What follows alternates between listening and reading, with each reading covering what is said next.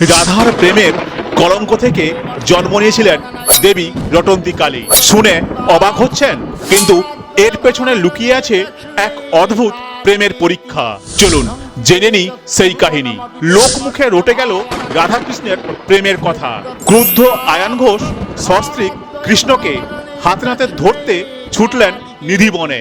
বিপদ বুঝে রাধা ব্যাকুল হয়ে ডাকলেন কৃষ্ণকে। ভক্তের সম্মান বাঁচাতে কৃষ্ণ এক অলৌকিক লীলা করলেন। আয়ান ঘোষ বনের ভেতরে গিয়ে দেখলেন সেখানে কৃষ্ণ নেই, স্বয়ং মা কালী পূজিত হচ্ছেন রাধার হাতে।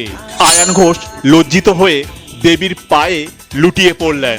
রাধার প্রেমের এই পবিত্রতা সমাজ ও লোক মুখে রটে গিয়েছিল বলেই মা কালীর এই রূপের নাম হয় রটন্তী কালী। কলঙ্ক মুছে দিয়ে ভালোবাসা যে জয়ী হয়, রটন্তী কালী সেই শক্তির প্রতীক। ভিডিওটা ভালো লাগলে কমেন্টে জয় মা কৃষ্ণকালীর জয় লিখে যাবেন।